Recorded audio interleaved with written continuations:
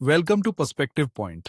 Petrol और diesel के दाम हर किसी को अफेक्ट करते हैं, लेकिन क्या आपने कभी सोचा है कि ग्लोबल क्रूड ऑयल प्राइसेस बढ़ने के बाद भी इंडिया में फ्यूल प्राइसेस हमेशा उतने नहीं बढ़ते?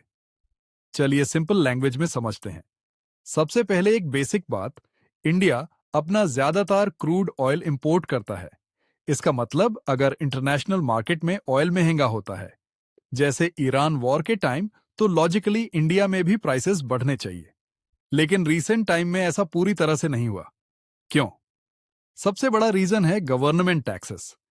इंडिया में फ्यूल प्राइस के कंपोनेंट्स होते हैं, क्रूड ऑयल का बेस प्राइस, रिफाइनिंग और डिस्ट्रीब्यूशन कॉस्ट, और सबसे इंपॉर्टेंट टैक्सेस। ये टैक्सेस मेनली दो टाइप के होते हैं। सेंट्रल गवर्नमेंट का एक्साइज ड्यूटी, स्टेट गवर्नमेंट का वीएटी। कई केसेस में फ्यूल प्राइस का 40 से 50% हिस्सा सिर्फ टैक्सेस होता है। अब इंटरेस्टिंग पार्ट, जब ग्लोबल प्राइसेस बढ़ते हैं, गवर्नमेंट के पास दो ऑप्शंस होते हैं। एक, पूरा बर्डन पब्लिक पर डाल दे दो, या टैक्सेस कम करके प्राइसेस स्टेबल रखे। रीसेंट टाइम में गवर्नमेंट ने दूसरा ऑप्शन चूज किया है। एक्साइज ड्यूटी रिड्यूस करके उन्होंने फ्यूल प्राइसेस को कंट्रोल में रखा। लेकिन स्टोरी यहीं खत्म नहीं होती। यहां एक कॉन्सेप्ट आता है, शॉक एब्जॉर्बर मैकेनिज्म। इसमें ऑनियल कंपनीज, ओएमसीज, कुछ लॉसेस खुद एब्जॉर्ब करती हैं।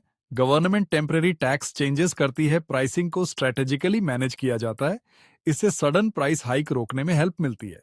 सुनने में अच्छा लगता है, लेकिन एक प्रॉब्लम भी है। जब गवर्नमेंट टैक्स कम करती है तो उसकी इनकम कम हो जाती है, और जब कंपनीज लॉस उठाती हैं तो उनकी फाइनेंशियल कंडीशन वीक होती है।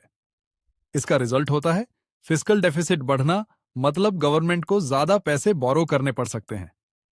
सिंपल वर्ड्स में, आज आप कम पे कर रहे हो, लेकिन कल इकोनॉमी पर प्रेशर आ सकता है। यही है असली ट्रेड ऑफ।